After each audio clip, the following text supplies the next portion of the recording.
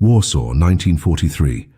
A single rifle shot echoes through the shattered streets of the Jewish ghetto, and a woman collapses mid-stride, her basket of smuggled potatoes scattering across the cobblestones.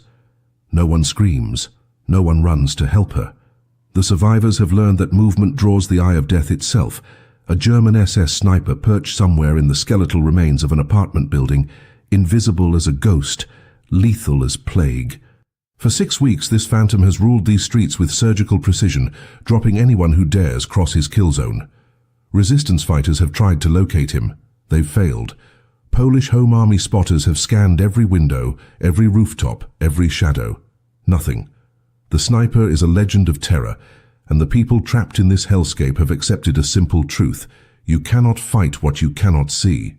But on this particular morning, while SS patrols drag bodies from the rubble, and the scent of burning buildings chokes the air, a 13-year-old boy named Szymon crouches behind a collapsed wall, clutching something that will change everything.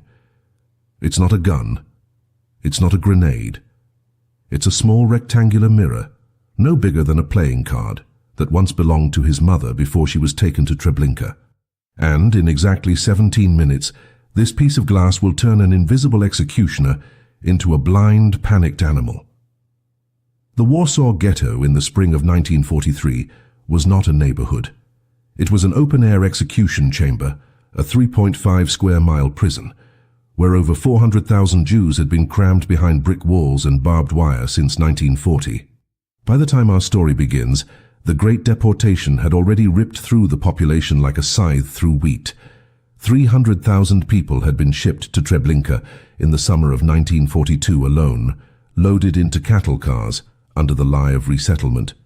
The 55,000 who remained were the remnants, the stubborn ones, the ones who had chosen to resist rather than march quietly into the gas. The ghetto looked like a vision of the apocalypse. Buildings stood as burned-out husks, their windows like empty eye sockets staring at nothing. Streets were cratered from German artillery. Corpses lay in doorways, covered in newspapers, because there was no one left to bury them. The air itself tasted of ash and decay. This was the world Szymon had been born into, though he barely remembered what came before the walls went up. He had been 8 when the Germans herded his family into this district, old enough to remember his father's bookshop on Nalewki Street, young enough to adapt to horror the way only children can. Szymon was small for his age, dark-haired, with eyes that had learned to see without being seen. Before the uprising began, he had been a runner for the Jewish combat organization, the Zobi, slipping through sewers and gaps in the wall to smuggle weapons and information. He was invisible by design and by necessity, a shadow among shadows, fluent in the language of survival that every ghetto child spoke. His mother had been deported 8 months earlier. His father had died of typhus the winter before that. He had an older sister, Raquel, who worked in one of the remaining forced labor shops, but he rarely saw her. The ghetto had a way of scattering families like seeds in a storm. What Szymon had now was the resistance, a ragtag collection of teenagers and young adults armed with smuggled pistols, homemade Molotov cocktails, and a single machine gun they had bought from a Polish black marketeer for a fortune in jewelry, stripped from the dead. They had approximately 0 chance of winning a military victory against the Wehrmacht and SS forces that encircled them. But winning was not the point. Making the Nazis pay in blood for every inch of this cursed ground, that was the point. Dying with a weapon in your hand instead of naked in a gas chamber, that was the point. The sniper had appeared 3 days after the ghetto uprising exploded into open warfare on April 19th. German forces, expecting quick submission, had instead walked into ambushes, watched their tanks burn from Molotov cocktails thrown from rooftops, and took casualties they never anticipated from a starving, desperate enemy. Enraged, the SS commander Heinrich Himmler himself had ordered the complete liquidation of the ghetto, building by building, block by block. That's when the sniper arrived, a specialist brought in to break the spirit of the resistance. No one knew his name. Resistance members called him Der Schatten, the Shadow. He never missed. He never revealed his position. He would fire once, maybe twice, then vanish like smoke, only to reappear hours later from a completely different angle. He killed fighters and civilians without distinction, a woman hanging laundry, a man carrying water, a child running between doorways. The randomness was the point. The invisible threat was the point. Keep your head down, stay inside, stop resisting, or the shadow will find you. It was psychological warfare at its most refined, and it was working. Resistance fighters began to hesitate before crossing open ground. Civilians refused to leave their hiding places, even to search for food. The shadow was draining the will to fight more effectively than a battalion of soldiers ever could. Shimon had been studying the shadow for 2 days, not because anyone had asked him to, but because he had nothing else to do, and watching was what kept you alive. He had noticed something the older fighters had missed, something small but critical. The shadow never fired when the sun was directly in a certain quadrant of the sky. Between 10 in the morning and noon, when the sun tracked across the eastern side of the ghetto, the kill zone went silent. Shimon had marked the pattern in his mind, cross-referencing it with the buildings that still had intact upper floors on the eastern perimeter. There were only 4 candidates. The shadow had to be in one of them, and he had to be facing west to dominate the street below, which meant every morning for approximately 2 hours, the sun would be shining directly into his scope. That's when the idea had crystallized. The mirror had been his mother's, a small vanity compact she had kept in her coat pocket, a tiny luxury from a previous life. Shimon had found it in the rubble of their apartment after the deportations, and he had carried it ever since, not for sentiment, but because useful things should never be wasted. Now, crouched behind the shattered wall with the morning sun climbing into position, he realized he was holding a weapon more dangerous than any gun in the ghetto. The plan was insane, and Shimon knew it. He would expose himself in the shadow's kill zone, draw the shot, and in the single second before the rifle fired, he would angle the mirror to catch the sun and throw a concentrated beam of light directly into the scope. If he was right about the position, if the shadow was where Shimon thought he was, the sudden flash of magnified sunlight directly into the sniper's eye through his scope would be like staring into a welding torch. It would blind him, disorient him, maybe even burn his retina. It would give the resistance fighters waiting in the building across the street exactly one chance to spot the muzzle flash and return fire before the shadow relocated. If Shimon was wrong, if his calculations were off by even a single degree, the bullet would hit him center mass and he would die in the street like the woman with the potatoes. He was 13 years old. He had watched his entire world burn. He had nothing left to lose and everything to prove. So as the sun climbed into position and the morning light turned the ruined ghetto into a landscape of sharp shadows and blinding brightness, Shimon stood up, stepped into the open street and waited for death to notice him. The moment Shimon stepped into the open, time seemed to fracture into 1,000 crystalline shards.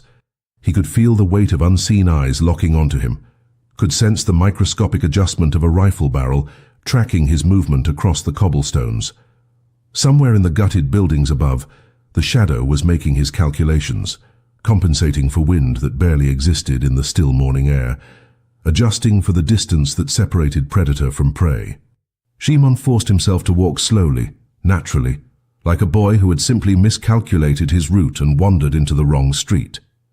His right hand was in his coat pocket, fingers wrapped around the small mirror, thumb positioned on the edge so he could flip it open in a fraction of a second. His left hand swung loosely at his side, playing the part of innocence even as every nerve in his body screamed at him to run, to dive, to do anything except continue this suicidal march across the killing ground. He counted his steps. 1, 2, 3. The street was perhaps 20 meters across, an eternity of exposure. 4, 5, 6. Behind the third-floor window of the building to his right, he knew 3 resistance fighters were positioned with their stolen rifles, waiting for the moment the shadow revealed himself. 7, 8. The sun was a physical presence on his right shoulder, a burning weight that told him the angle was perfect. The timing was now or never. 9 steps. That's when Shimon heard it, or rather felt it, a change in the air pressure so subtle it was almost imaginary. The intake of breath before the universe screamed. His hand was already moving, ripping the mirror from his pocket, flipping it open with a practiced motion he had rehearsed 100 times in the dark corners of bombed-out basements. The morning sun caught the glass surface and transformed into a weapon of pure light, a concentrated lance of brilliance that Shimon angled upward and to his left, sweeping it across the fourth-floor windows of the tallest remaining building on the eastern perimeter. For a heartbeat, nothing happened. The light danced across shattered glass and empty frames, searching, hunting.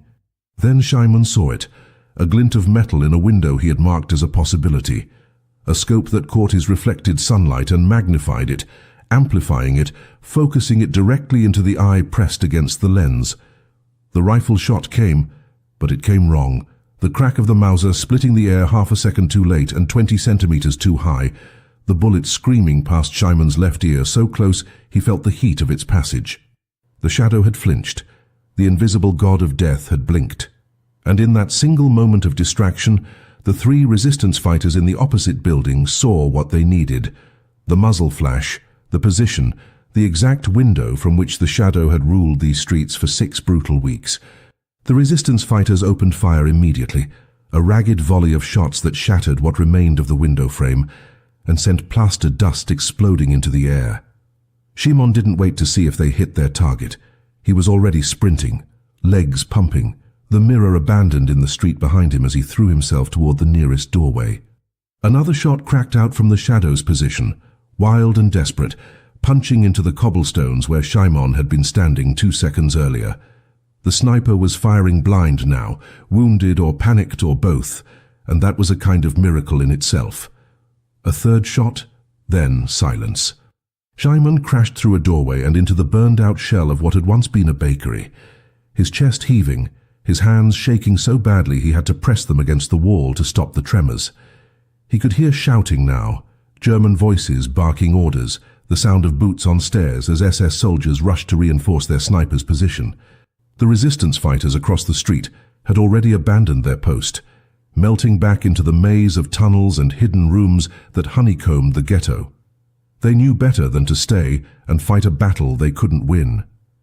The objective had never been to kill the shadow. The objective had been to prove he could bleed.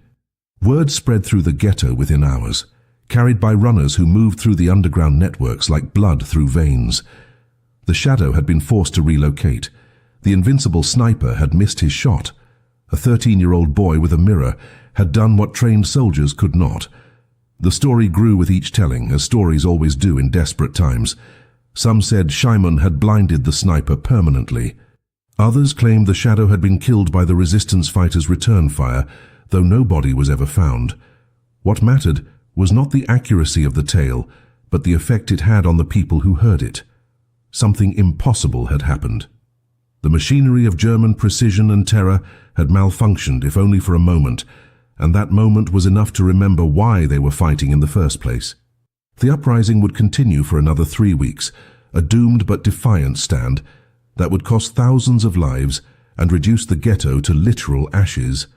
But on that morning, in that street, with that small rectangular piece of glass, a boy had proven that even in the darkest pit of human cruelty, ingenuity and courage could still strike back against the machinery of death. Shimon never spoke about what he had done. There was no glory in survival, no medals awarded in a place where the only prize was living until tomorrow.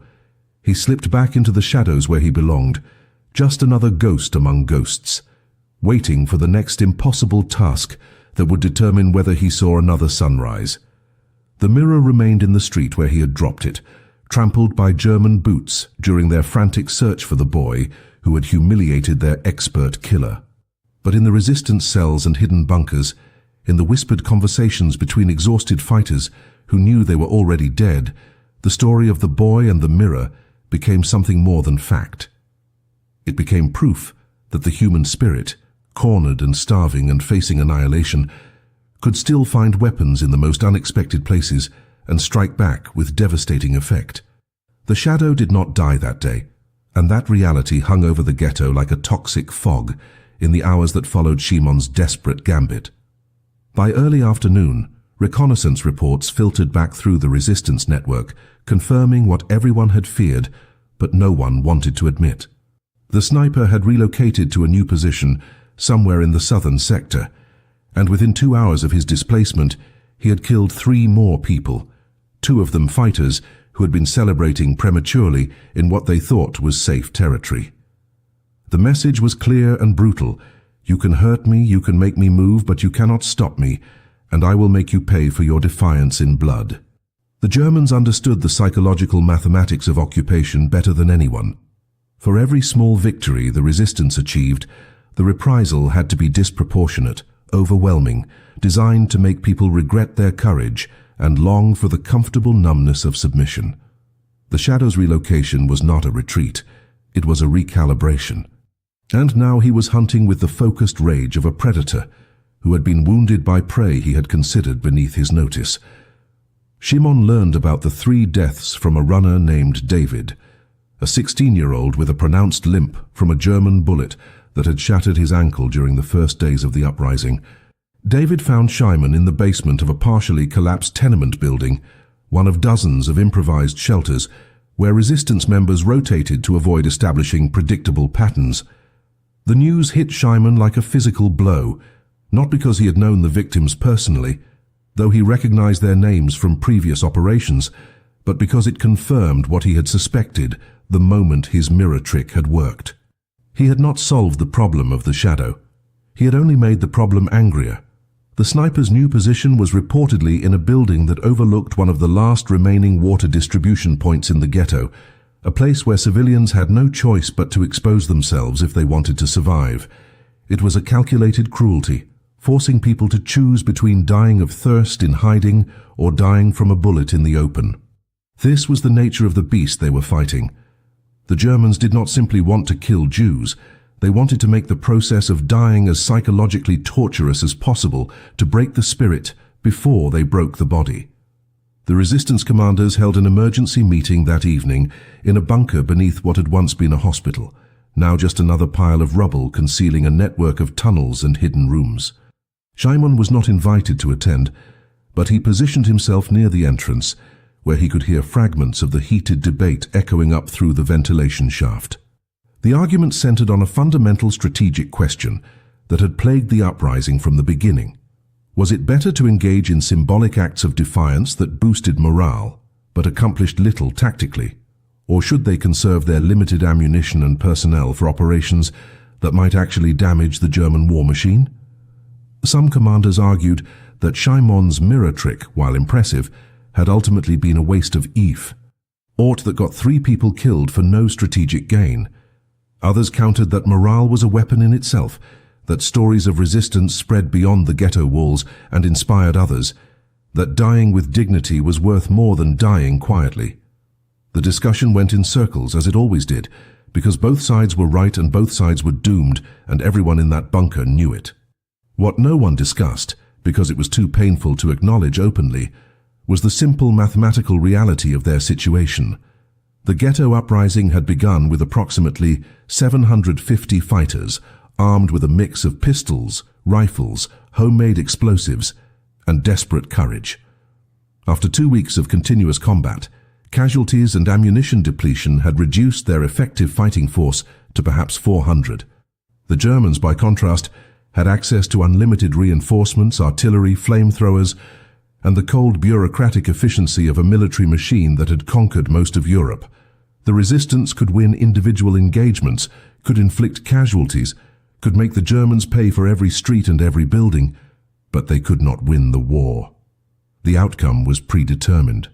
The only variable was how much damage they could inflict before the inevitable end, and whether their sacrifice would be remembered or erased like so many other inconvenient truths that contradicted the Nazi narrative of Jewish passivity. Shimon understood this with the clarity that came from having nothing left to lose. He was not fighting to survive.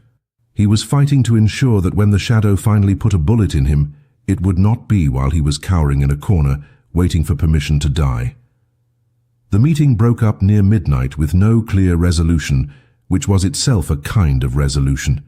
The resistance would continue doing what it had been doing, fighting when opportunities presented themselves, hiding when survival demanded it, and improvising weapons from whatever materials the ghetto's devastation provided.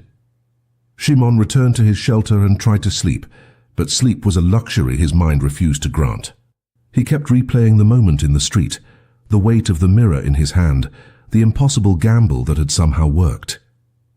He thought about the 3 people who had died in the aftermath, wondered if they had families, if those families blamed him for drawing the shadow's rage. He thought about his mother's face, already fading from memory despite his efforts to hold on to it, and his father's voice reading from books in the shop that no longer existed. Mostly, he thought about the fact that the shadow was still out there, still killing, and that a mirror trick would not work twice. The sniper would be watching for it now, anticipating it, ready to counter it. If Shimon wanted to truly neutralize the threat, he would need something more than reflected sunlight. He would need a plan that the shadow could not predict, could not counter, could not survive. And in the darkness of that basement, listening to the distant rumble of German artillery reducing another block to rubble, the beginning of that plan began to take shape in his mind. The new plan crystallized over the next 36 hours, born from observation, desperation, and the kind of reckless calculation that only makes sense when you have already accepted your own death as a probable outcome. Shimon spent an entire day mapping the shadow's new hunting ground, watching from concealed positions, as the sniper methodically worked his territory around the water distribution point. The pattern was different now, more cautious, more unpredictable. The shadow no longer maintained a single fixed position. Instead, he rotated between 3 or 4 different vantage points, never firing more than 2 shots from any one location before relocating. It was a defensive adaptation, proof that Shimon's mirror attack had genuinely rattled the German shooter and forced him to abandon the arrogance that came from weeks of unchallenged dominance. But the rotation pattern revealed something crucial. The shadow was moving between positions during a specific window of time, roughly between 1 and 3 in the afternoon, when the sun's position made long-distance observation difficult and the streets were mostly empty due to the midday heat that still somehow managed to penetrate the smoke and ash that hung over the ghetto like a funeral shroud. Shimon's plan required 3 things: precise timing, suicidal courage, and a willingness to use himself as bait in a trap that might not work. He needed to catch the shadow during his relocation window, when the sniper was temporarily vulnerable and moving between his fortified positions. The goal was not to kill the shadow, which was beyond Shimon's capabilities with the resources available, but to identify his route of movement with enough precision that resistance fighters could set up an ambush using their precious remaining ammunition. The challenge was that to track the shadow's movement, someone needed to be in the open, visible, drawing attention while simultaneously observing from angles that could triangulate the sniper's position. It was a task that required the observer to be simultaneously exposed and invisible, a mathematical impossibility that Shimon solved by deciding he would be the exposure while others remained invisible. He would walk the streets during the rotation window, presenting himself as a target too tempting for the shadow to ignore, and in the seconds before the shot came, he would use the shadow's own predatory instincts against him by forcing the sniper to reveal not just his current position, but his direction of travel. The resistance commanders rejected the plan immediately when Shimon presented it through David, the limping runner who had become something of a liaison between the boy and the adult fighters who actually made decisions. They called it suicide with extra steps, a waste of a useful runner, and an insult to the people who had already died fighting with actual weapons instead of mirrors and foolish hope. But Shimon had anticipated the rejection, and he had no intention of seeking permission for something he had already decided to do. The ghetto had taught him a fundamental lesson that every child of occupation eventually learned. Authority only mattered when you believed in tomorrow, and tomorrow was a luxury none of them could afford. So he simply nodded when David relayed the commander's refusal, thanked him for trying, and then proceeded to gather the materials he would need for an operation that would happen with or without official sanction. He needed watchers positioned at specific intersections, people he could trust to observe without interfering, who would mark the shadow's movements and relay that information to fighters who could actually do something with it. Finding volunteers was surprisingly easy. The ghetto was full of people who had nothing left but the desire to be useful, to contribute something meaningful before the Germans finally succeeded in erasing them from existence. Shimon recruited a network of 5 watchers, 2 elderly men who had been tailors before the occupation, and possessed the kind of patient, detail-oriented observation skills that came from years of measuring inseams and checking stitching. A woman in her 30s named Esther, who had lost her entire family in the deportations and now moved through the ruins with the detached calm of someone who had already died inside, and 2 other children, Bori. Claire's slightly younger than Shimon, who understood that childhood had ended the moment the walls went up, and who wanted desperately to prove they were more than victims waiting to be processed. He positioned them at 5 key intersections surrounding the water distribution point, gave each of them specific instructions on what to look for, and established a simple signal system using hanging fabric in windows to communicate the shadow's direction of movement. The system was crude, easily disrupted, and depended entirely on the shadow following a predictable rotation pattern. It was also the best chance they had. The operation was scheduled for the following afternoon, during the window when the shadow typically relocated between positions. Shimon spent the morning in a kind of meditative preparation, not praying because he had stopped believing in a God who would permit places like the Warsaw Ghetto to exist, but rather centering himself in the reality of what he was about to do. He thought about his mother and father, not with sadness but with a kind of calm acceptance. They were gone. He would likely join them soon. The only question was whether his death would mean something or would simply be another statistic in the industrial slaughter machine the Germans had constructed. He checked and rechecked his route through the streets, memorized the positions of his watchers, and tried to calculate how many seconds he would have between the moment the shadow spotted him and the moment the bullet arrived. The mathematics of survival had become his entire world, reduced to angles and timing, and the narrow space between heartbeats where life and death negotiated their eternal transaction.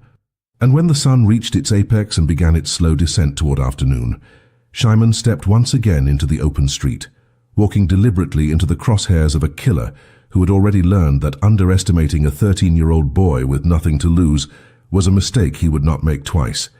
The afternoon sun was a white disk burning through the haze of smoke that never fully cleared from the ghetto air, and Shimon felt its heat on the back of his neck as he began his walk through the killing zone.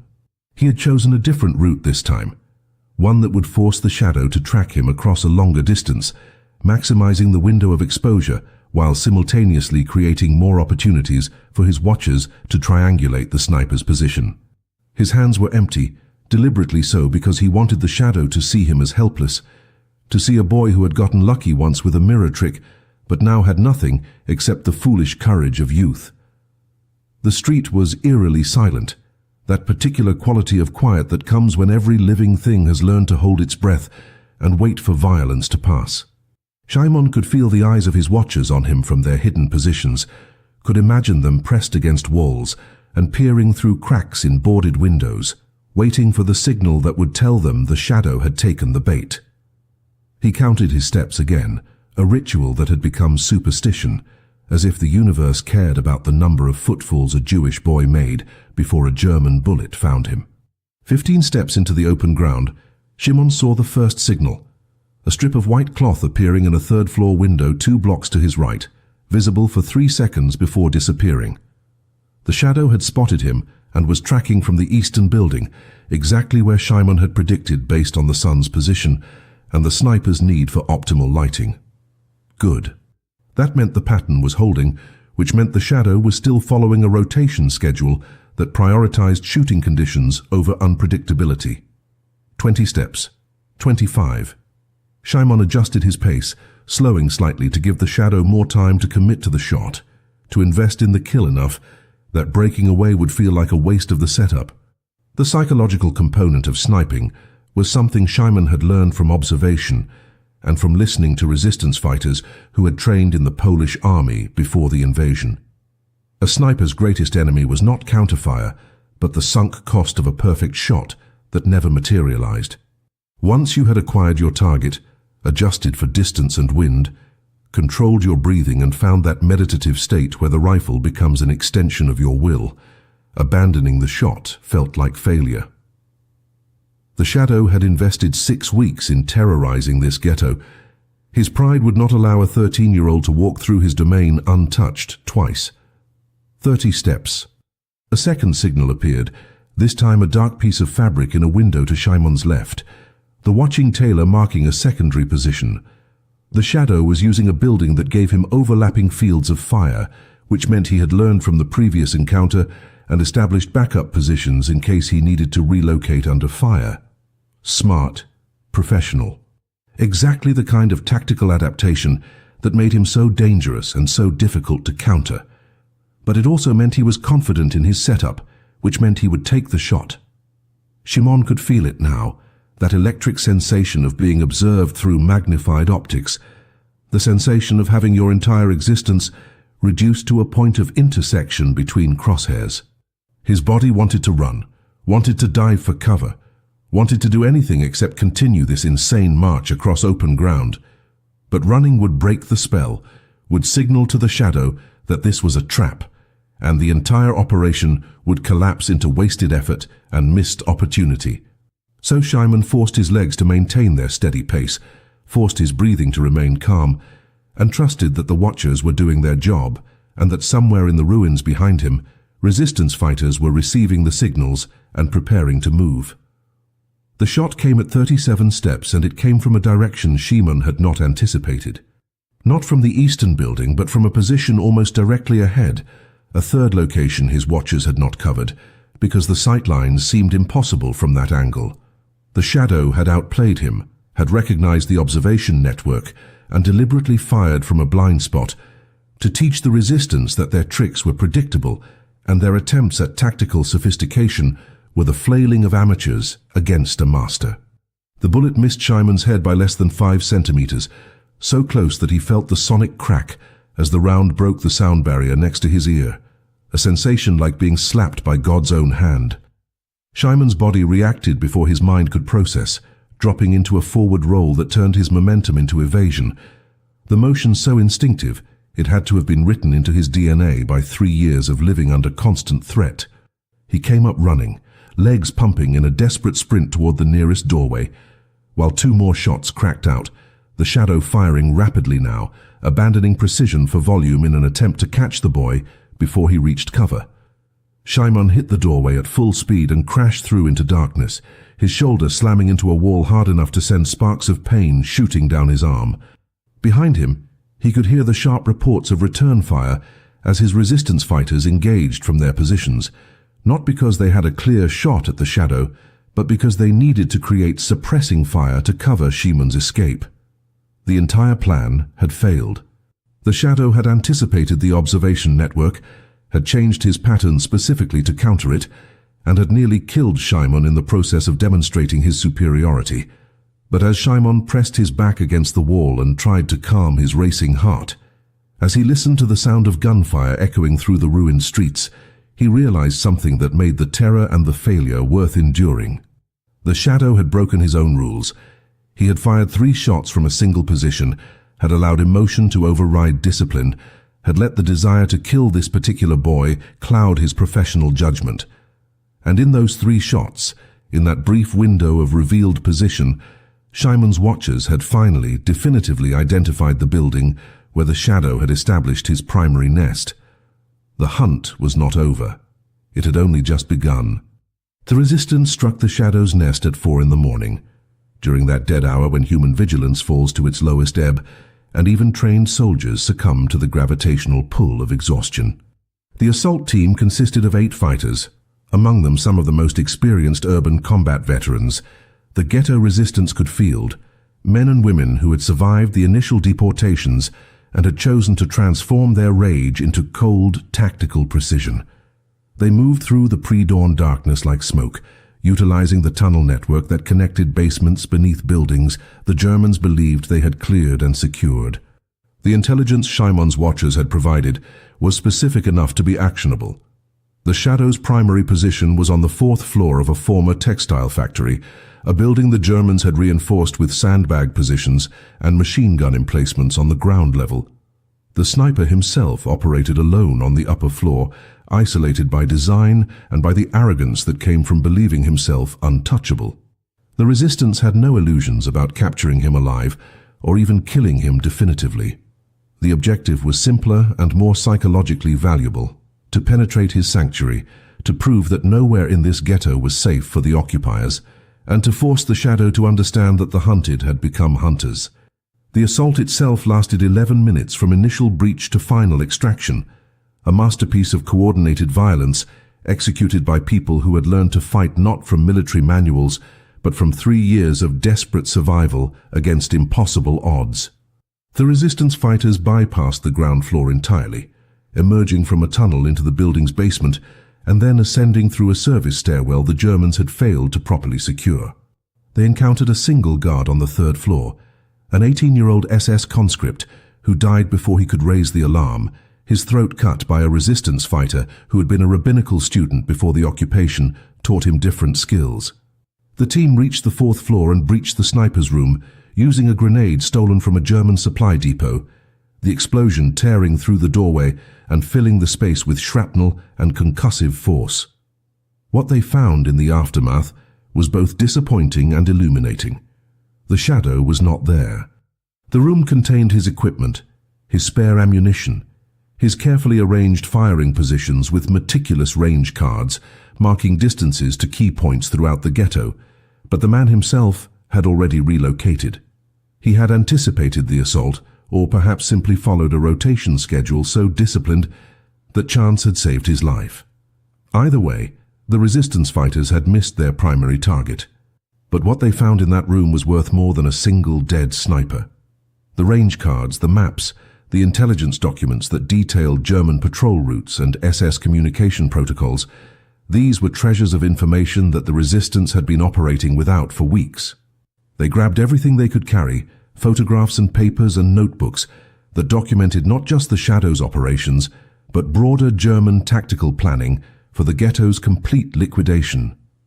Among the documents was a personal journal, written in precise German script, that detailed the Shadow's kill count with the dispassionate efficiency of an accountant recording transactions. 83 confirmed kills in 6 weeks. Men, women, children, resistance fighters, civilians, each entry marked with a date and time and distance. The journal read like a ledger of genocide rendered in clinical detail, proof that for the Shadow, murder was not an act of passion or even hatred, but simply a job performed with professional excellence. One of the resistance fighters, a woman named Hannah who had lost her husband in the first week of the uprising, held the journal in her hands and wept, not from sadness, but from a rage so pure it had transcended emotion and become something closer to religious revelation. The team extracted through the same tunnel they had used to enter, collapsing sections behind them to prevent German pursuit. They emerged 3 blocks away as the sun was beginning to rise, carrying their stolen intelligence like sacred relics. Behind them, they could hear the eruption of chaos as German forces responded to the breach, SS officers screaming orders and regular Wehrmacht soldiers scrambling to secure a position they had believed was impregnable.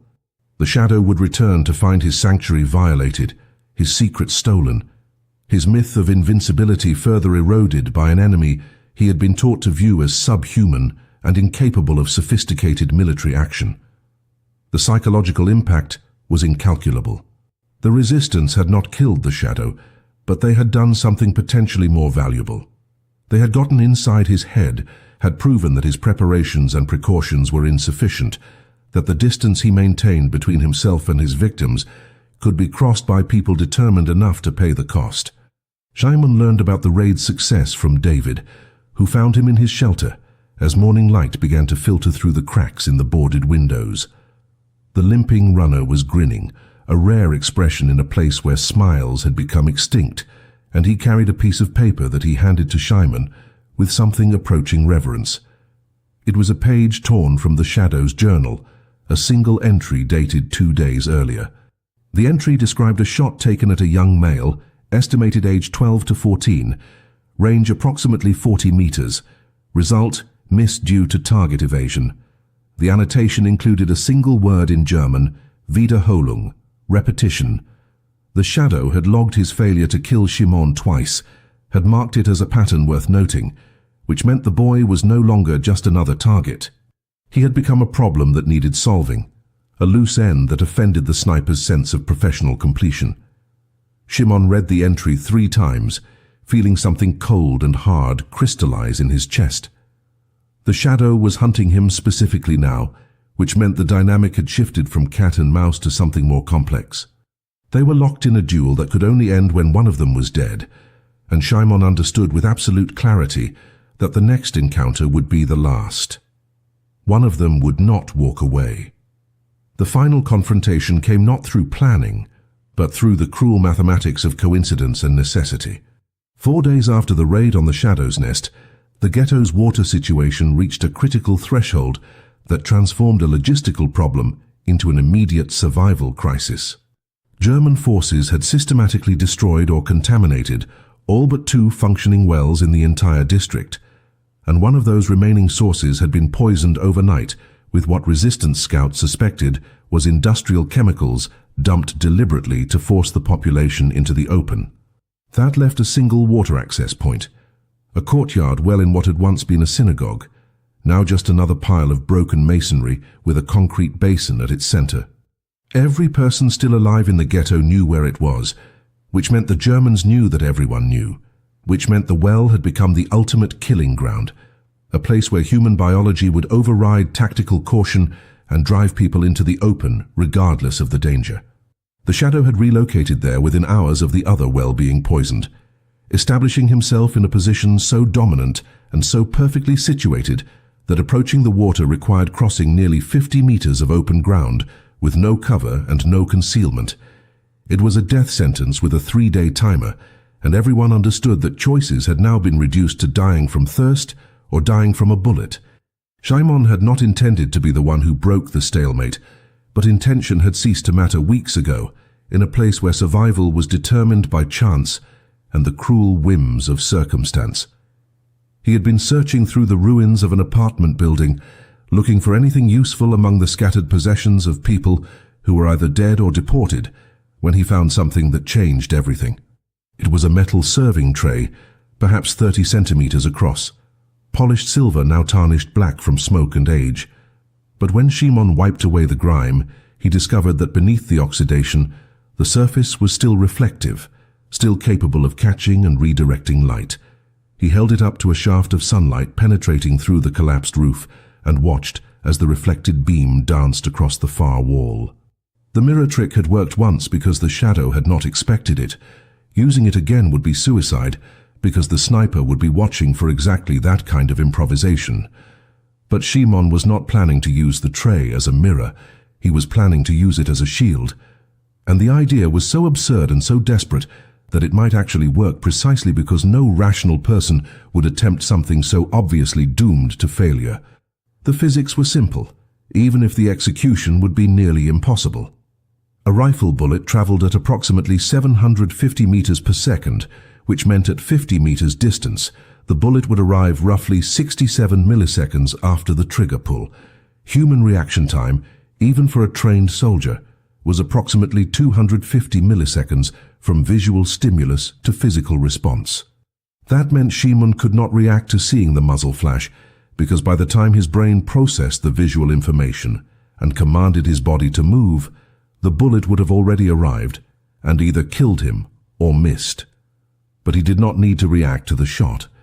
He needed to predict where the Shadow would aim and position the serving tray to intercept the bullet before it reached his body. It was a gamble built on assumptions about the Shadow's training and targeting priorities. Military snipers were taught to aim for center mass, the largest target area with the highest probability of a kill.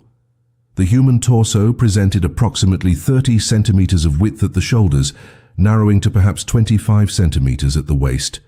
If Shimon held the tray vertically in front of his chest while moving toward the well, there was a statistical possibility, perhaps as high as 30%, that the Shadow's first shot would hit the metal instead of flesh. 30% was not good odds, but they were better than the 0% chance of getting water without crossing that courtyard.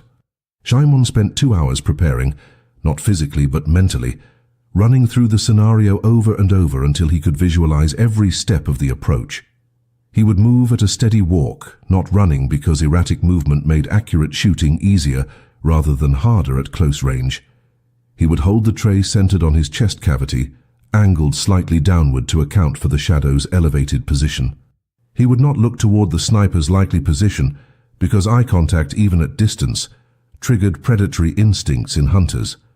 And most critically, he would not stop or hesitate once he committed to the approach, because the moment between steps was when shooters took their shots, when the target was momentarily stationary and the crosshairs could settle. The plan was insane.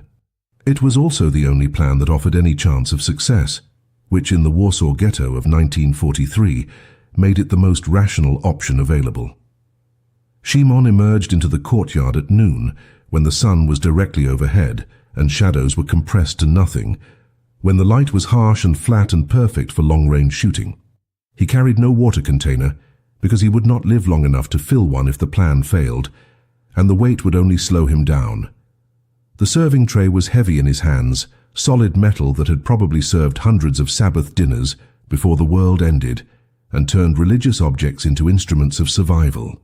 He took his first step into the open and felt the familiar sensation of being observed through magnified optics, felt the weight of invisible attention settling onto him like a physical burden. The shadow was watching, calculating, preparing.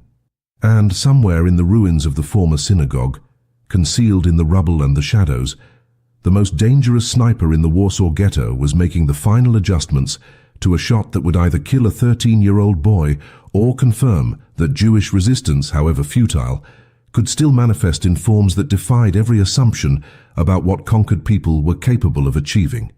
Szymon walked forward, the tray held before him like a knight's shield carried into battle, and waited for the universe to decide whether courage and desperate ingenuity were enough to overcome German engineering and professional military training. The answer would arrive in less than a second, traveling at the speed of a bullet. The first shot arrived exactly as Szymon had predicted, aimed center mass, precisely calibrated for the kill, and it struck the serving tray with a sound like a church bell being hit with a hammer. The impact was so violent it nearly tore the tray from Szymon's hands, the force of the bullet transferring through the metal and into his arms with enough energy to send shockwaves up to his shoulders. The tray now had a massive dent in its center. The bullet embedded halfway through the metal, stopped just millimeters short of penetrating completely and continuing its journey into Szymon's chest. For a fraction of a second, the universe seemed to pause in astonishment at what had just occurred. A Jewish child had just blocked a rifle bullet with a serving tray. The shadow, somewhere in his concealed position, would be experiencing a moment of profound cognitive dissonance, his entire understanding of how this hunt should proceed disrupted by an outcome that violated every principle of ballistics and tactical certainty. But Szymon did not pause to marvel at his survival.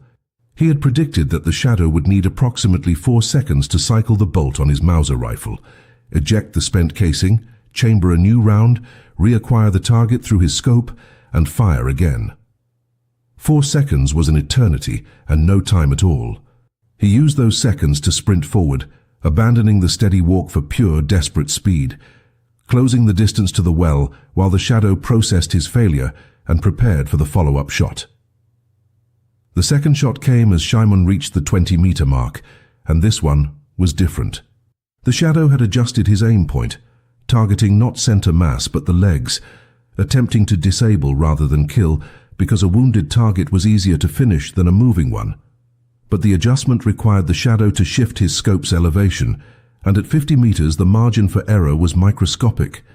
The bullet struck the ground 15 centimeters to Szymon's left, sending up a spray of pulverized brick and concrete dust.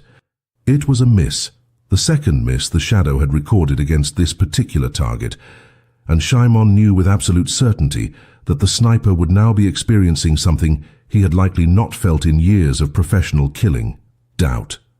The myth of his own infallibility was cracking, and every additional second that Szymon remained alive widened that crack into a chasm, 10 meters from the well now.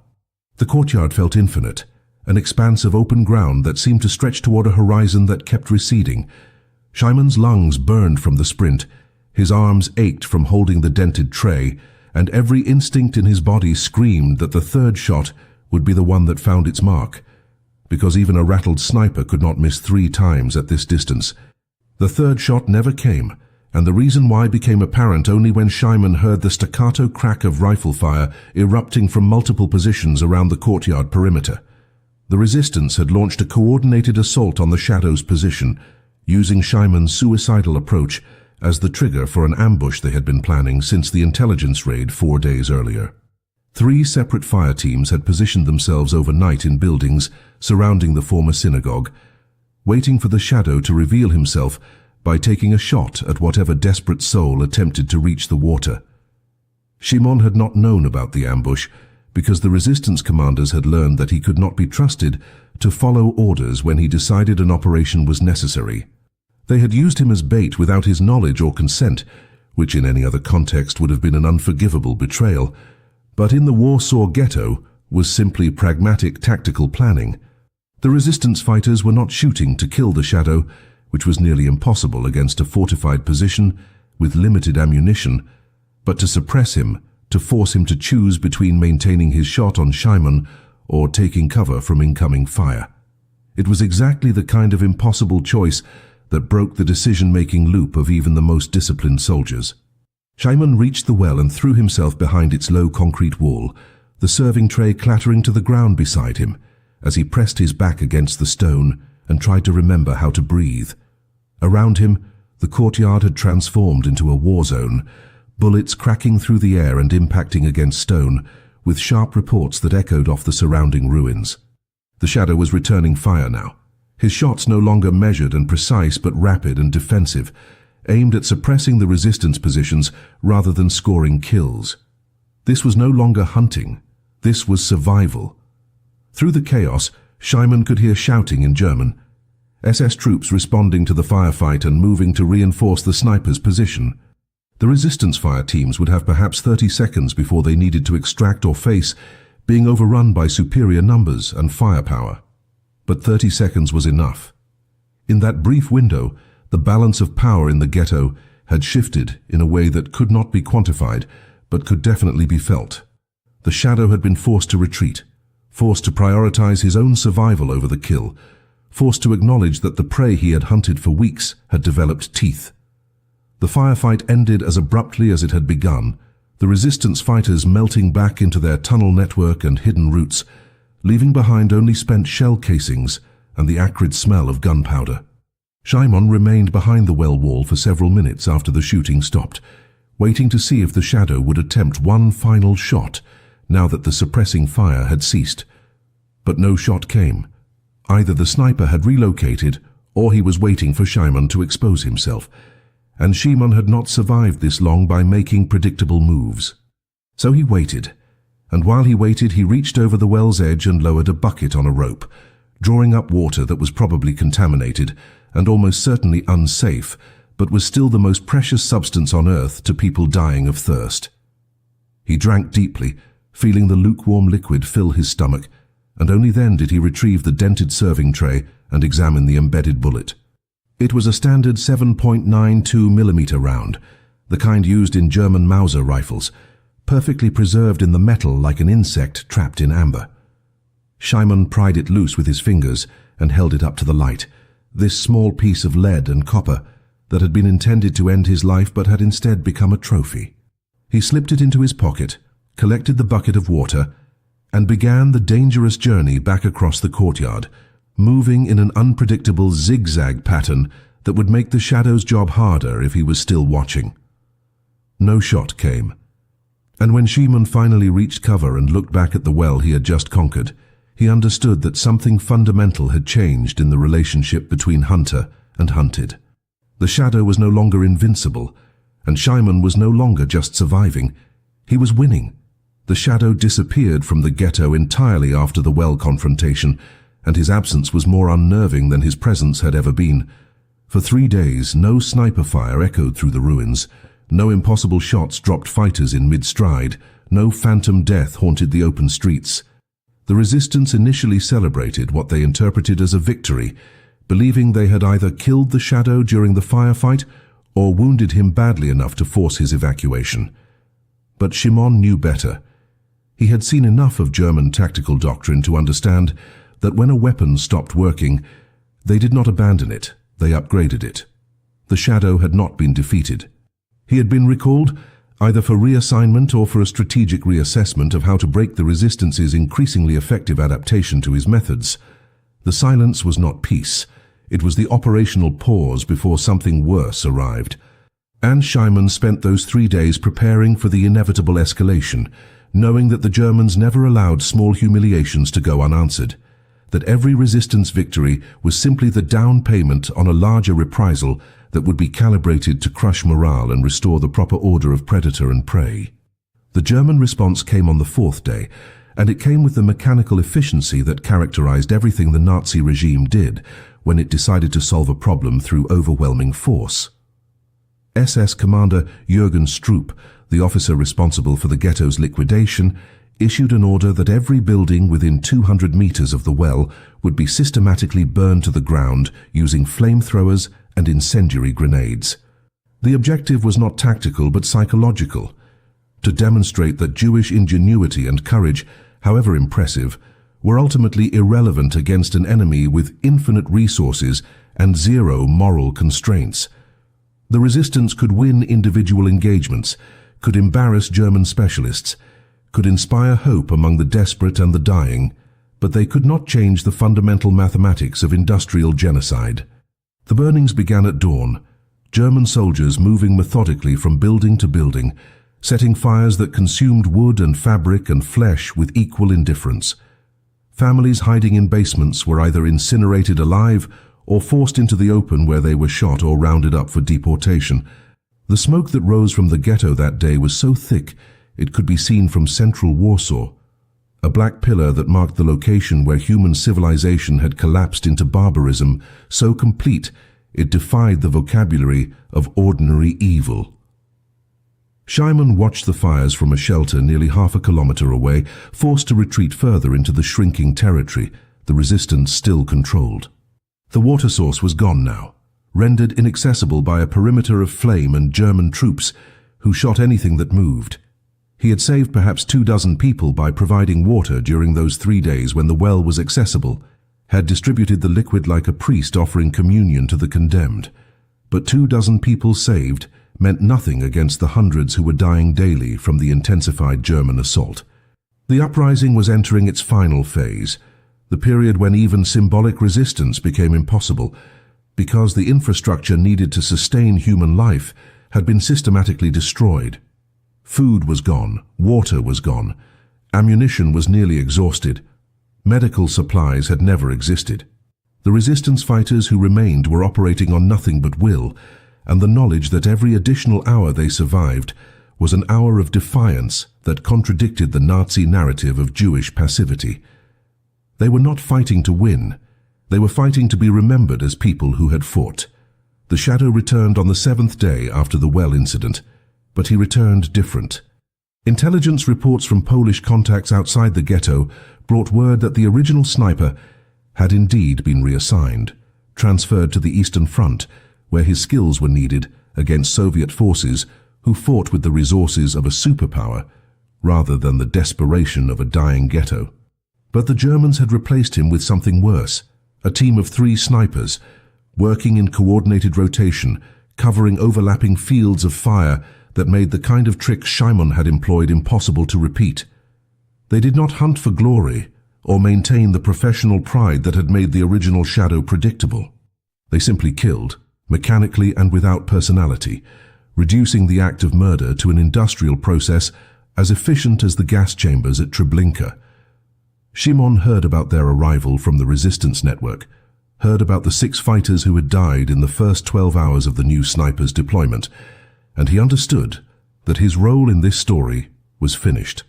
He had accomplished something impossible, had forced the Germans to acknowledge that even a 13-year-old with a mirror and a serving tray could disrupt their operations if he was brave enough or crazy enough to try. But bravery had limits, and the Germans had demonstrated they would always escalate beyond those limits. On the night of May 15, 1943, Szymon joined a group of resistance fighters who were attempting to escape the ghetto through the sewer system, part of a desperate evacuation plan to preserve what remained of the combat organizations before the final liquidation made escape impossible.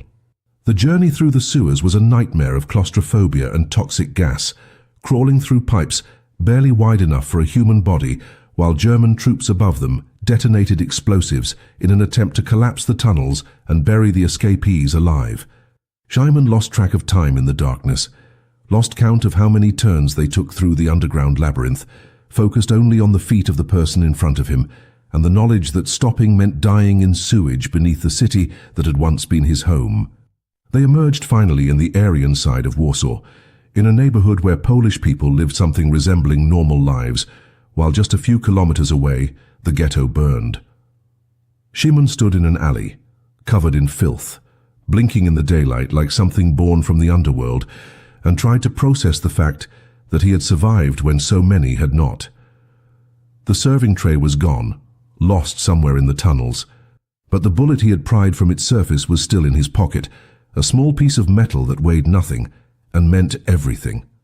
The Warsaw Ghetto Uprising was officially crushed on May 16, 1943, when SS Commander Stroop ordered the destruction of the Great Synagogue on Tlomaki Street as a symbolic conclusion to the operation. The blast could be heard across the city, a final punctuation mark on 27 days of resistance that had cost the Germans more casualties than they had anticipated and far more time than they had allocated for what was supposed to be a simple deportation operation. Official German records claimed total victory, documented the deaths and deportations with characteristic bureaucratic precision, and filed the incident as a minor footnote in the larger campaign of the final solution. But those records could not document what actually mattered, could not quantify the psychological impact of watching starving teenagers with improvised weapons hold off a modern military force for nearly a month, could not measure the value of stories that spread through occupied Europe about Jewish resistance that fought back, instead of walking quietly into the gas. The ghetto itself was reduced to rubble, systematically demolished over the following months, until nothing remained except flattened ground where a community of hundreds of thousands had once lived. The Germans wanted to erase not just the people, but the memory of the place, to create a blank space on the map where inconvenient history could be forgotten. Szymon survived the war, though the word survived barely captures the complexity of what he endured in the years that followed his escape from the ghetto. He lived in hiding on the Aryan side of Warsaw, moving between safe houses operated by Polish resistance members who risked their own lives to shelter Jewish refugees. He witnessed the Warsaw Uprising of 1944, when the Polish Home Army rose against the Germans in a doomed revolt that echoed the Ghetto Uprising in its courage and its tragedy. He watched the Red Army liberate Warsaw in 1945 and then impose Soviet occupation that replaced one form of tyranny with another. And through all of it, he carried the bullet in his pocket, a talisman from a life that felt increasingly like something that had happened to a different person in a different world. After liberation, Szymon learned the fate of those he had known in the ghetto. His sister Rakula had died during the final German assault, killed by flamethrower fire while defending a bunker. David, the limping runner who had been his liaison to the resistance commanders, had been captured and executed. Of the 750 fighters who had begun the uprising, perhaps 50 survived to see liberation. The numbers were abstract, insufficient to convey the weight of the loss, but numbers were all that remained when memory proved inadequate. In 1947, Szymon emigrated to Palestine, part of the wave of Holocaust survivors who sought to build new lives in a land that promised to be a refuge from the anti-Semitism that had destroyed European Jewry. He changed his name, as many survivors did, wanting to leave behind the identity associated with trauma and death. He married, had children, built a life that looked normal on the surface while carrying depths of experience that could never be fully shared with people who had not lived through the ghetto. He rarely spoke about his experiences, not because he wanted to forget, but because language felt insufficient to the task of conveying what he had witnessed and endured. The bullet remained in a drawer, shown occasionally to his children when they asked about his past, but always returned to darkness and silence. He worked as a teacher, educating a generation of Israeli children about history and mathematics, passing on knowledge while carefully curating which parts of his own history to reveal. And for decades his story remained untold except in fragments, another piece of testimony, buried in archives alongside millions of other stories from people who had experienced the Holocaust and then had to find ways to continue living afterward. The story of the boy who blinded a Nazi sniper with a mirror and blocked a bullet with a serving tray became one of those historical footnotes that serious scholars documented, but popular memory largely forgot.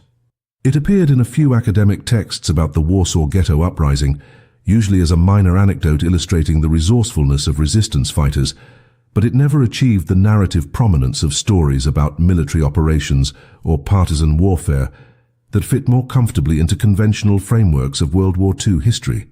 The Holocaust itself became compressed in popular understanding into images of concentration camps and gas chambers, the industrial machinery of genocide that shocked the world when it was revealed in 1945.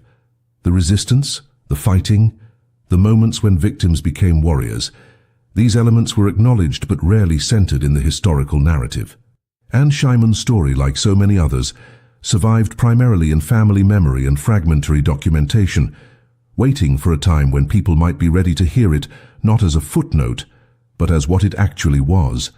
Evidence that even in humanity's darkest hour, courage and ingenuity could manifest in forms that defied every attempt to reduce people to categories of victim or perpetrator. Shyman died in 2008 at the age of 78, having lived long enough to see the State of Israel established, to watch his children and grandchildren grow up in a world where Jewish people had sovereignty and self-defense, and to witness the slow transformation of Holocaust memory from lived experience to historical study. At his funeral, his oldest grandson found the bullet among his grandfather's possessions and asked what it meant. The family explained, passing down the story one more time, ensuring that the memory would survive for at least one more generation. The bullet is now in a museum in Jerusalem, displayed alongside a photograph of the Warsaw Ghetto and a brief plaque explaining its significance. Visitors pass by it every day, most of them unaware of the full story it represents. The impossible moment when a 13-year-old boy with nothing but a mirror and then a serving tray fought back against industrial genocide and survived to bear witness. This is why we tell these stories, not because they change the fundamental tragedy of the Holocaust or redeem the suffering of millions, but because they remind us that human agency persists even in the most constrained circumstances, that resistance is possible even when victory is not, and that the courage of ordinary people facing extraordinary evil deserves to be remembered not as mythology, but as historical fact.